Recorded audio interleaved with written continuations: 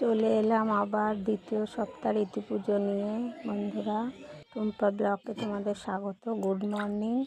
এই দেখো পুজো করতে কী কী লাগে: তেল, সিঁদুর, হলুদ, দুব্ব, ফুল, তুলসী মঞ্জুরি, সর্ষের, এ দেখো চন্দন, সর্ষের ফুলও লাগে। দেখো চন্দন বাটা ঘটে দিতে হয়। ঘটগুলোকে প্রথমে স্নান করিয়ে নিলাম, দেখলে তো। তারপরে তেল, সিঁদুর, চন্দন লাগাতে হয়। এ দেখো স্নান করিয়ে ঘটে একটা একটা করে সব কিছু সাজিয়ে দেবো। দোকান দেখা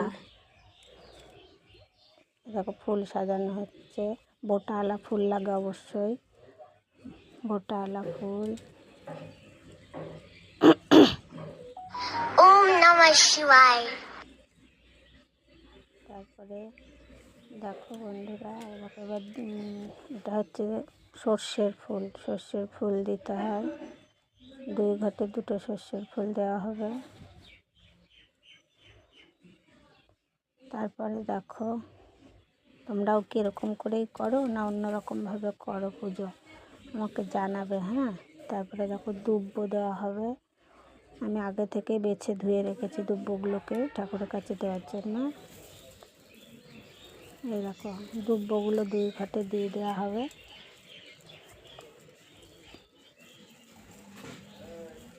আমার গুরুদেবের পুজো আগেই করা হয়ে গিয়েছে, তারপরে একটু পুজো করছি। আর দেখো গাছও বেরিয়েছে, 1 সপ্তাহে অনেকগুলো গাছই বেরিয়ে গিয়েছে। আমাদের ঘরে এই দুধ থাকার কারণে অনেক সর্ষে খেয়ে নিয়েছে, সেই কারণে গাছ খুব একটা বেশি বেরোয়নি। এবার দেখো তুলসী মঞ্জুরি দেওয়া হচ্ছে দুপুর পরে। তারপরে বেলপাতা দেওয়া হবে।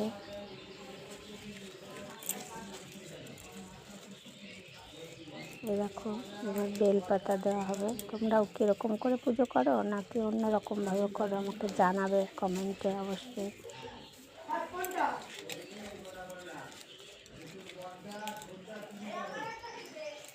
বেলপাতা 2 ঘটে বেলপাতা দেওয়া হয়ে গেল। আর এর সাথে শুধু যে এই জিনিসগুলো লাগে তা না, ঠাকুরের বাটাতেও দিতে হয়।